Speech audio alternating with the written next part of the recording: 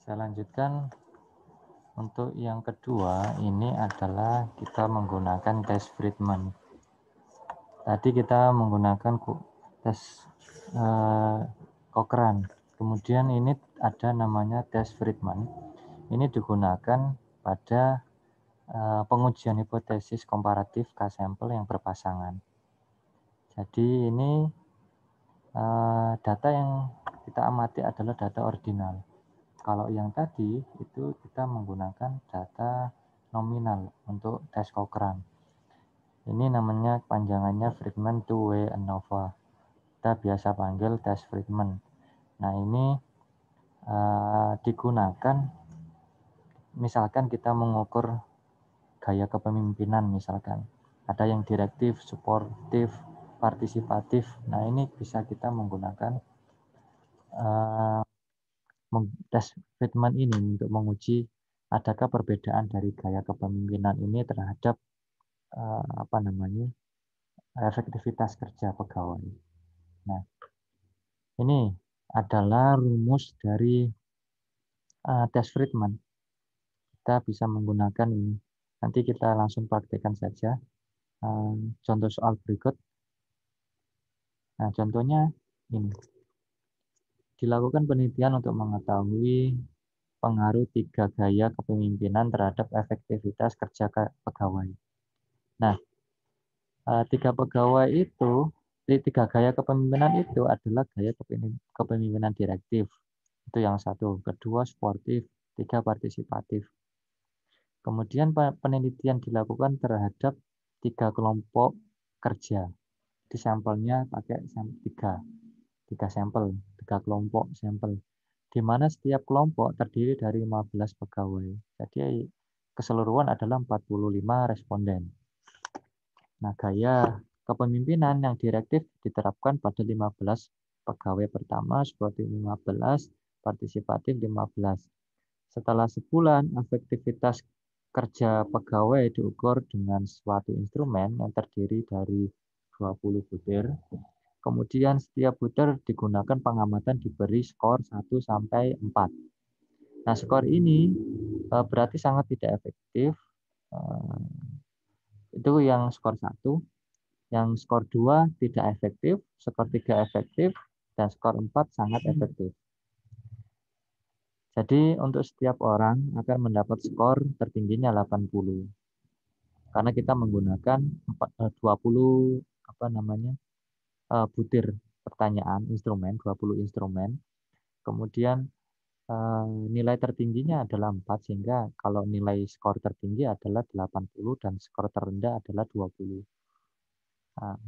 Nilai 1, skor 1 dikali 20 instrumen pertanyaan, sehingga minimal skor yang diperoleh terendahnya adalah 20.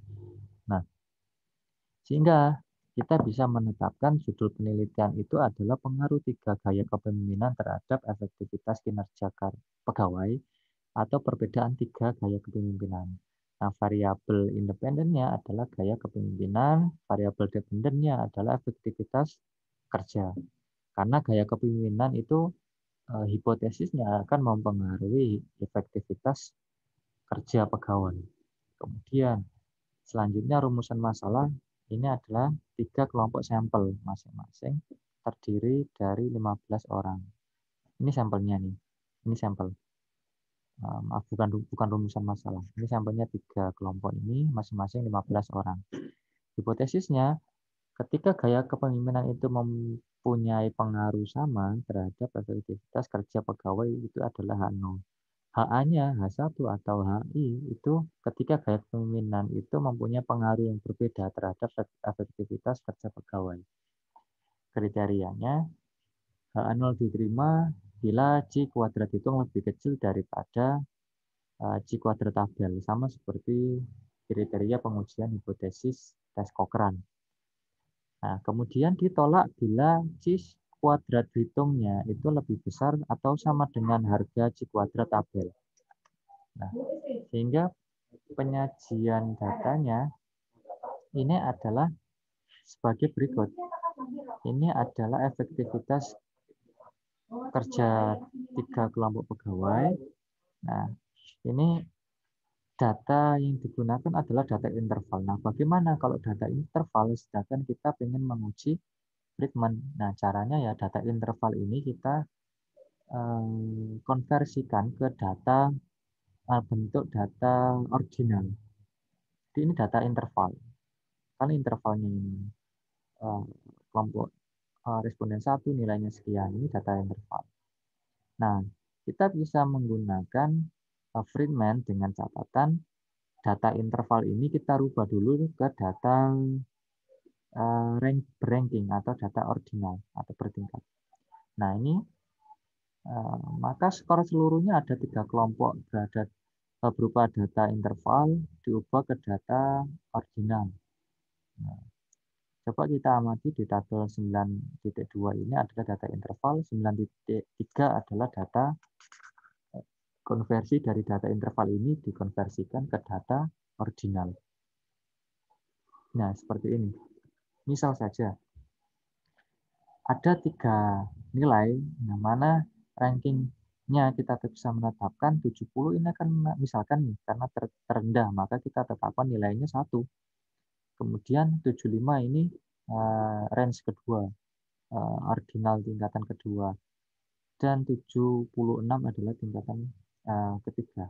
Artinya kalau kita menggunakan data ordinal, itu tingkatan 1 itu kita buat tingkatan terendah dan tingkatan nomor yang ke atas 3 atau 5 ya kita adalah bisa menetapkan itu ya yang tertinggi. Bisa 3 skala bisa, pakai 5 skala bisa, 10 skala bisa. Nah, dalam contoh ini kita pakainya 3 skala. Tidak masalah, mau 3 atau 5, mau 4, enggak apa-apa. Karena ini contohnya kita pakai 3 skala, maka kita bisa mengkonversikan data interval itu menjadi data ordinal. Nah, sehingga ada 3 skala Likert 1 sampai 3 nih.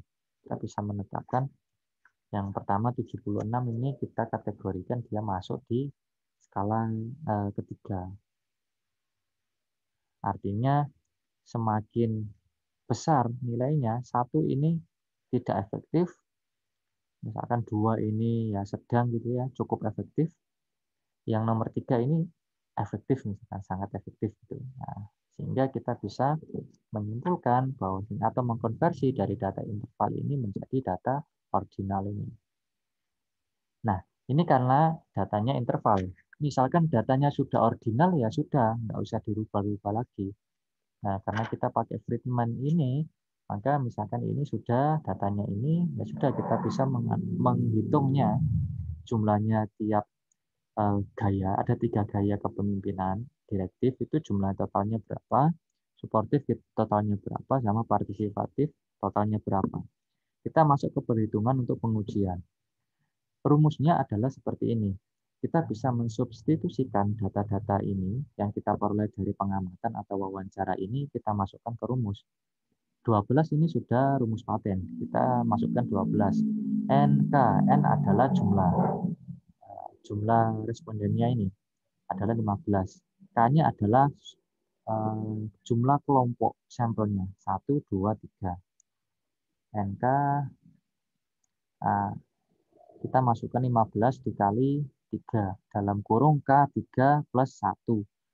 Kemudian dikali dengan jumlah RJ2 adalah RJ pangkat 2. Artinya ini total dari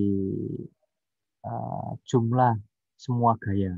Gaya 1, gaya 2, gaya 3 itu dipangkat 2 kan. 32 total gaya kepemimpinan 1 direktif pangkat 2, 22 pangkat 2, 36 pangkat 2. Ini kita pangkatkan kemudian kita jumlahkan keseluruhannya.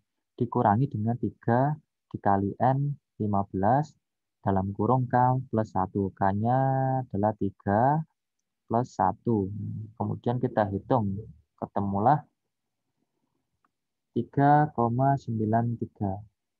6,93. Kemudian kita tinggal mengujinya. Bagaimana dia?